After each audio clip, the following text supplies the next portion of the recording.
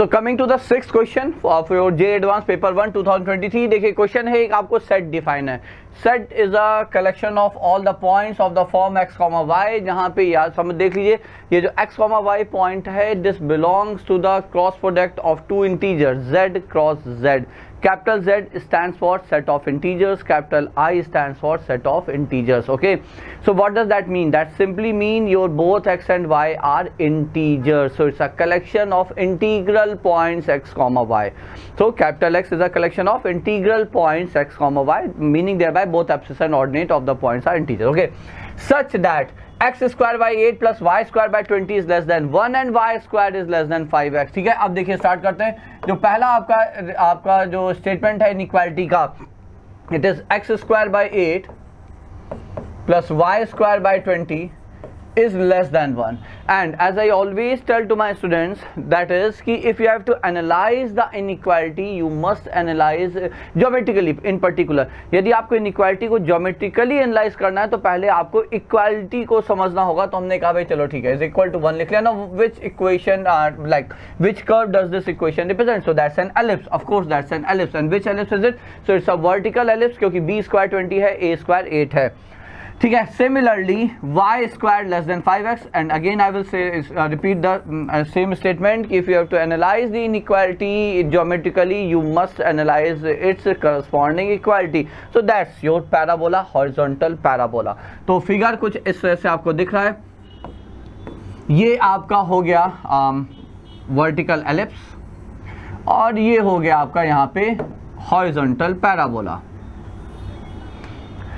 ये सिमेट्रिक है about the x axis. ये जो रीजन आपको मिल रहा है, अब कौन सा रीजन मिल रहा है, हाँ ये भी एक पॉइंट है। तो देखिए अब देखिए इक्वल टू 1 का मतलब जो वो पॉइंट्स हैं जो इस इक्वेशन को सेटिस्फाई कर रहे हैं। तो वो पॉइंट्स इक्वल टू 1 वाले कौन से हैं? जो एलिप्स के ऊपर हैं। ठीक है, हमें जो चाहिए वो है less than 1। So what we need here is actually less than 1। ठीक है, तो x, y पॉइंट्स यदि इक्वल टू 1 के लिए कर्व के ऊपर हैं तो लेस देन 1 का मतलब they should be inside the curve. ठीक है, और वैसे भी एक जनरल स्टेटमेंट आप याद रखिए, y स्क्वायर का कोफिशिएंट पॉजिटिव है। ठीक है, तो सारे टर्म्स एक तरफ ले आइए। लेस देन 0 का मतलब inside the curve, if curve is a close curve. Greater than 0 का मतलब outside the curve. So that's true only for ellipse and circle. Out of 5 conics which we know there are just 2 which are close curves, which are those circle and ellipse. तो less than 0, तो less than 0 का मतलब आप 1 को उठा उधर ले आइए, -1 less than 0 inside the curve, and greater than 0 means outside the curve given the coefficient of y square is positive. ये स्टेटमेंट आप याद रखिएगा। तो ये जो इसका जो ये वाला रीजन है, so that represents the region inside the ellipse. Okay, y square less than 5x। अब इसमें भी स्टेटमेंट आप जान लीजिए, ये ओपन है, पैराबोला हाइपरबोला, ये दो आपके ओपन कोनिक हैं।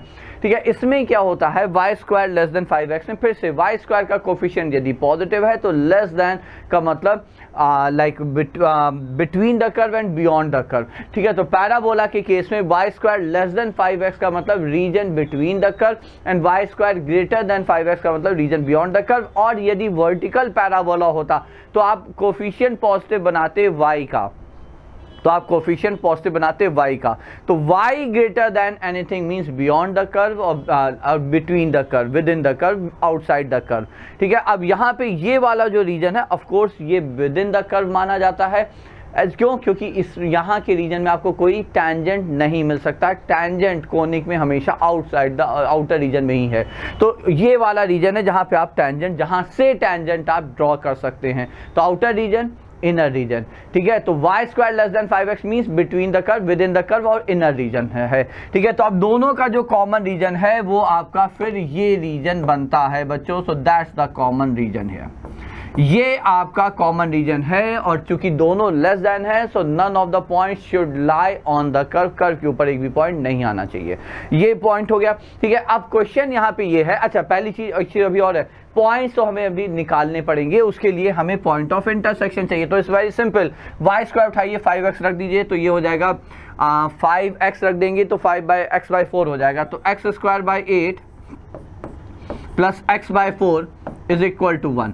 ठीक है, to get the point of intersection so it's x square plus 2x minus 8 equal to 0। तो ये हो गया आपका, फैक्टराइज करेंगे x+4 एंड x -2, तो 2 पॉइंट्स आपके 2x की वैल्यूज आएंगी, x इज इक्वल टू -4 या x इज इक्वल टू 2। ना of course we can't accept -4, क्यों?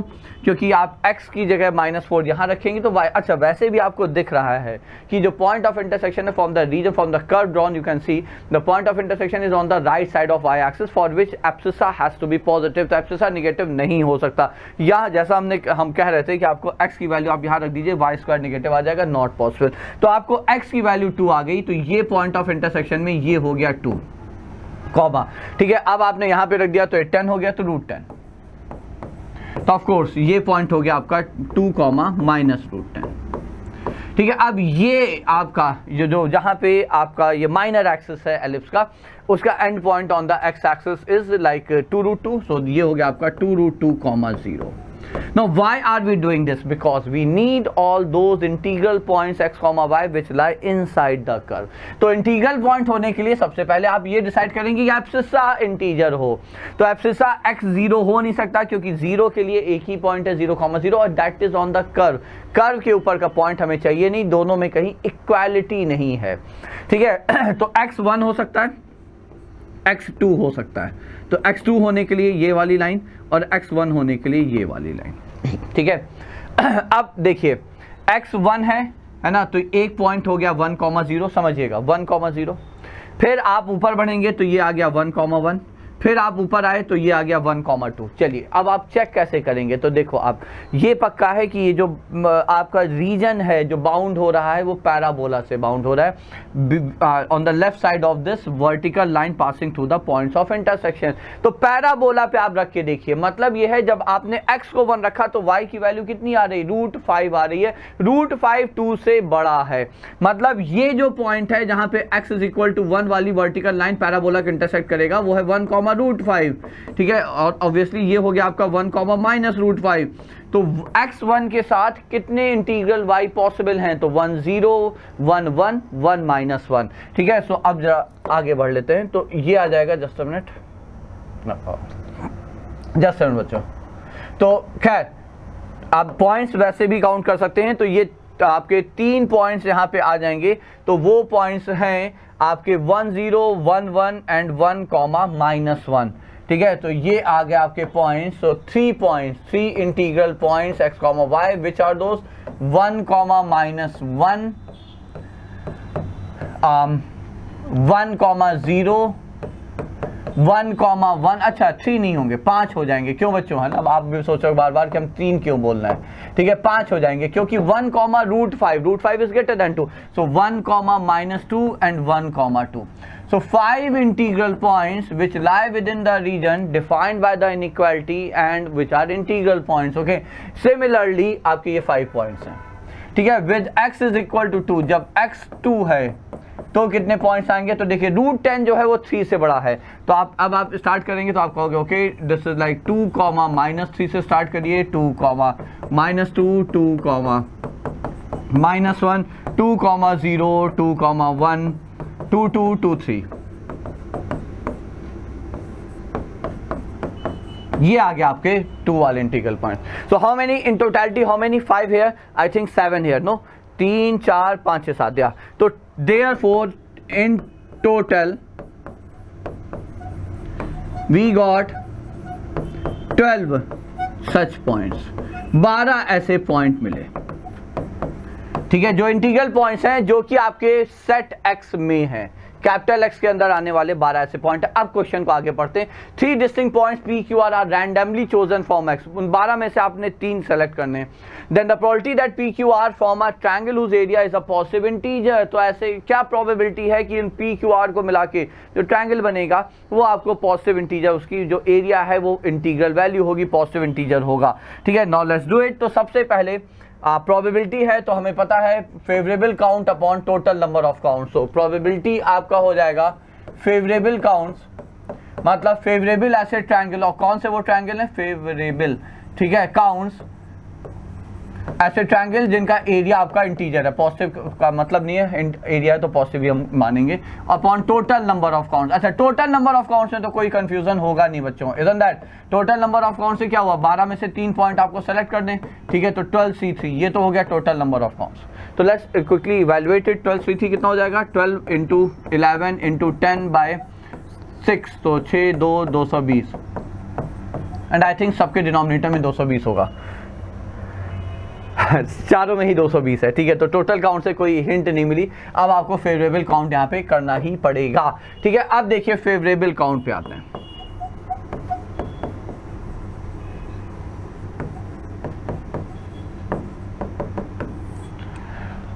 फेवरेबल काउंट देखिए, बात ये है कि 5 में से आप 3 सेलेक्ट करें, ये आपको ट्रायंगल नहीं देगा, पहली चीज।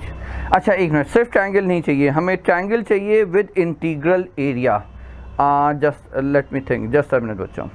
इंटीग्रल एरिया देखिए, जो आपको पॉइंट्स मिल रहे हैं, if I go back to this curve, नया कर्व बनाते हैं बच्चों, एक मिनट देखिए, स्टेट कुछ पॉइंट्स की ये है,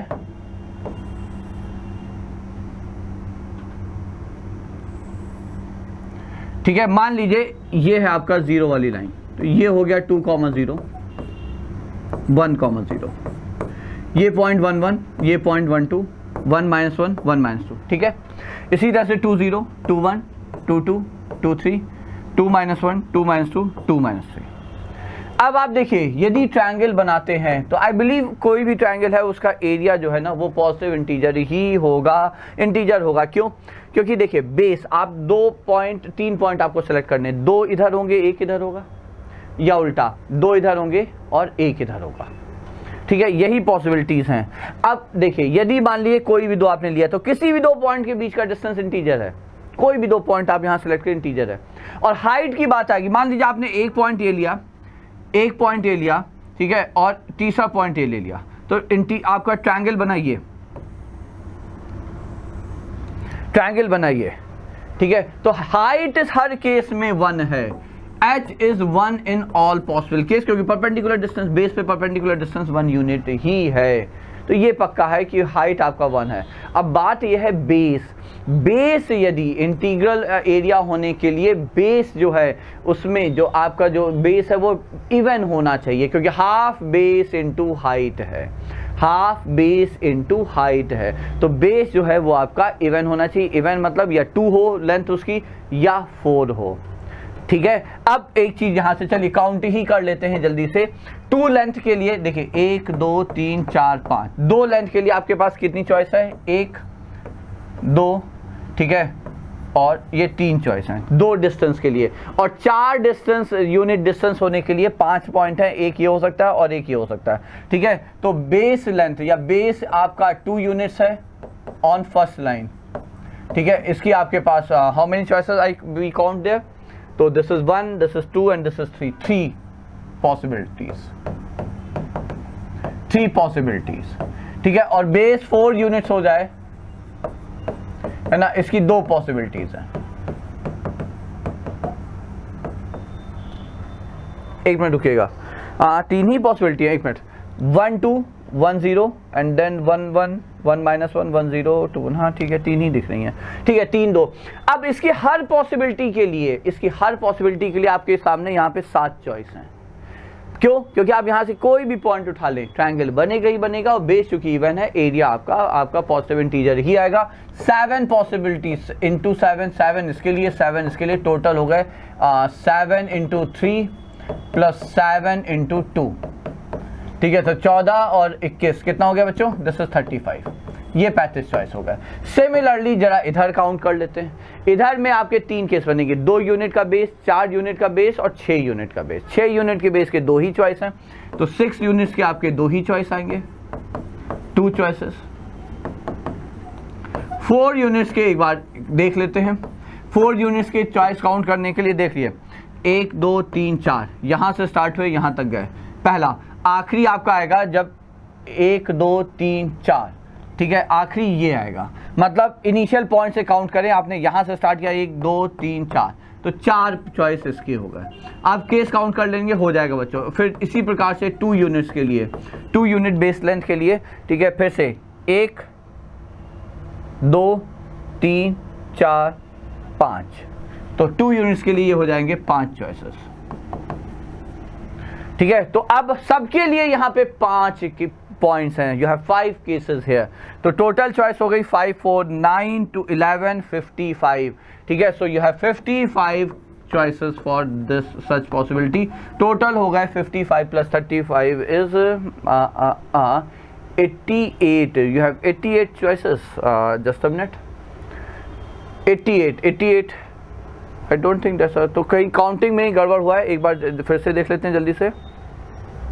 जस्ट अ मिनट। 4 यूनिट्स के लिए दिस इज 4 यूनिट, नो 1 2 3 4, ये तो ठीक है 4 units I think, 1 2 3 4 5 6 7, right. And then for 2 units this is 1 2 3 4 5, okay। And for 6 units you have this one and then this one। 1 2 3 4 5, अच्छा 6 यूनिट में एक ही चॉइस है, आई एम सॉरी। 6 यूनिट में we have just 1 choice, okay. So this is 5 4 9 10 50 and then 50 plus 35, ऊपर भी कुछ गड़बड़ हुआ है, 1 मिनट रुकिए।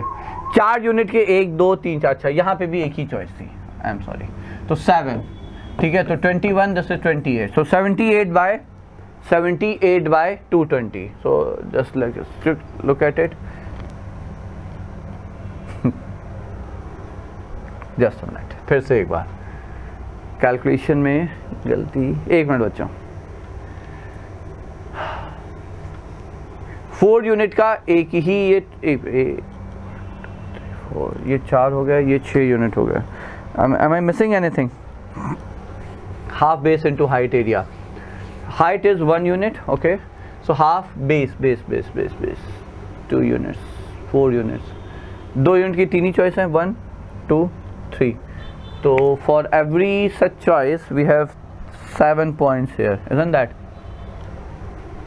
तो ठीक है, 7 3 21 plus 7 choice for this one, okay, 28, right।